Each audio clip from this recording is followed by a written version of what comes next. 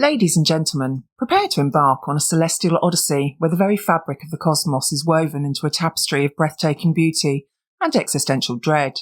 Sunshine, a film that dared to dance with the stars, but sank to the bottom of the ocean at the box office, brings us into the heart of our sun, not with the innocence of a child's wonder, but with the audacity of a poet's vision.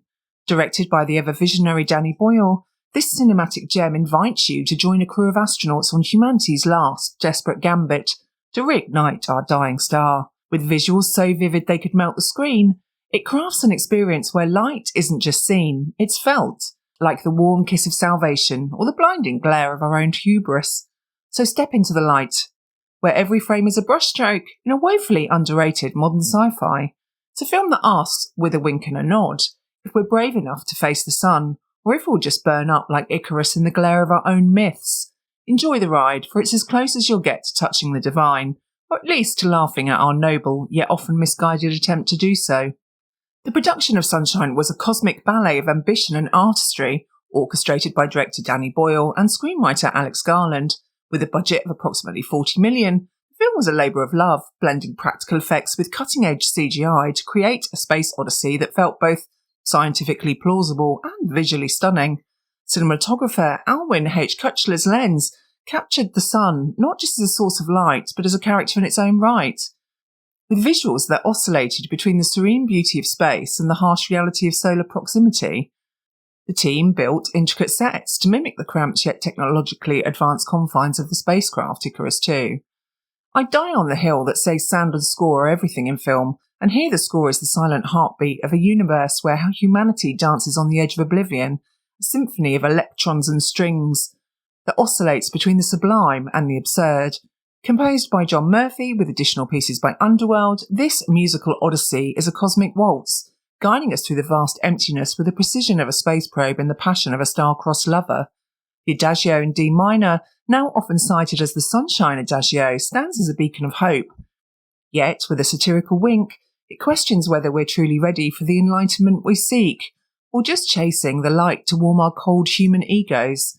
The score's blend of ambient electronica and classical motifs reflects the film's own duality, a tribute to the grandeur of space exploration, while subtly mocking our species' penchant for self-destruction in the name of salvation.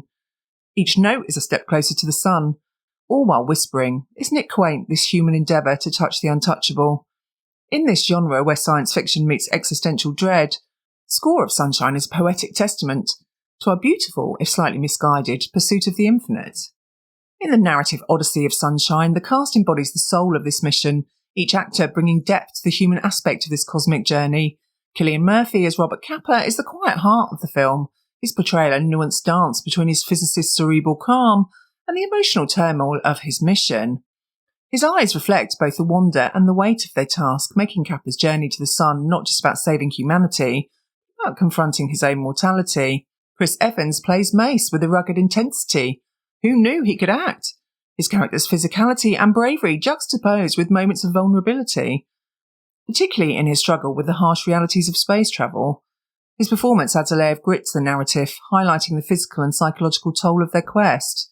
The ensemble cast further enriches the story, each character a unique note in the symphony of human emotion against the backdrop of space.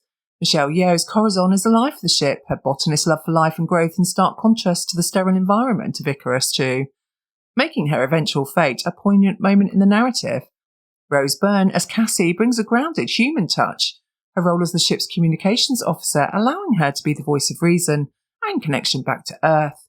Benedict Wong's Trey is the moral compass, his struggle with the mission's demands adding depth to the ethical dilemmas faced by the crew. Then there's Mark Strong as Pinbacker, whose descent into madness is both terrifying and a critical narrative device, embodying the dangers of unchecked faith and isolation. Together this cast crafts a narrative where humanity's virtues and flaws are laid bare under the unyielding gaze of the sun, each performance contributing to the film's exploration of what it means to be human in the face of the infinite. And in the quiet tapestry of Sunshine, themes are not merely explored, but are lived, each scene a silent testament to human existence amidst the stars. Sacrifice is the crew's silent symphony, their journey a melody of human will against cosmic indifference. When Capa moves towards the payload, the camera follows, encapsulating his journey in a moment where sacrifice transcends into something both noble and absurdly grandiose.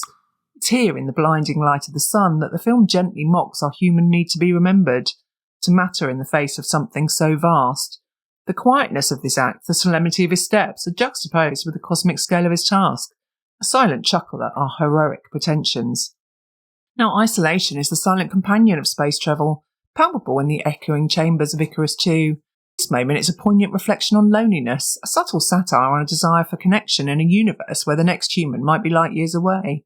It's a visual poem on the human condition, where even in the company of others, one can still feel utterly alone. A wry commentary. Faith is interwoven with light. The sun, an unspoken deity in the hearts of the crew. The camera captures their first awe-inspiring view of the sun, their faces illuminated, a moment of silent worship. Yet there's a twist of irony here, a gentle satire on how easily faith can morph into something darker, as with Pinbacker, whose faith has twisted into a vision of apocalypse. This theme is a quiet nod to the dual nature of belief, both our saviour and our potential downfall, especially when we're far from the grounding influence of Earth, pun intended.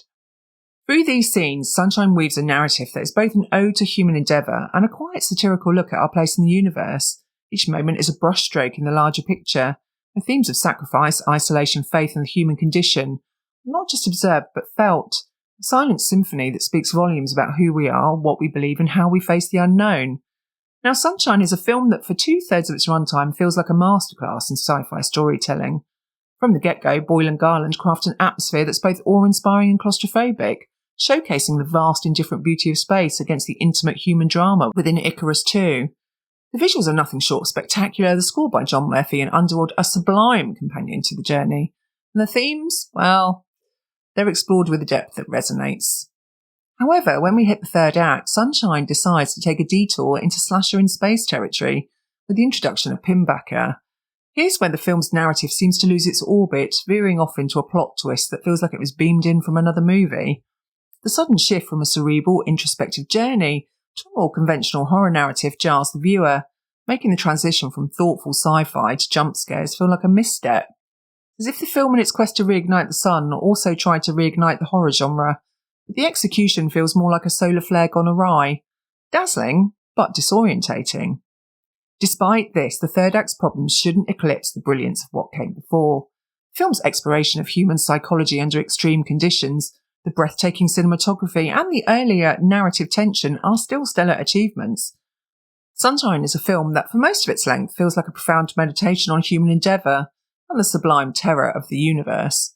Even with its third act stumble, the journey there is so compelling, so beautifully crafted that it leaves you with a sense of wonder, perhaps even forgiveness for its narrative detour. As for the ending, it's a poignant mix of beauty and tragedy.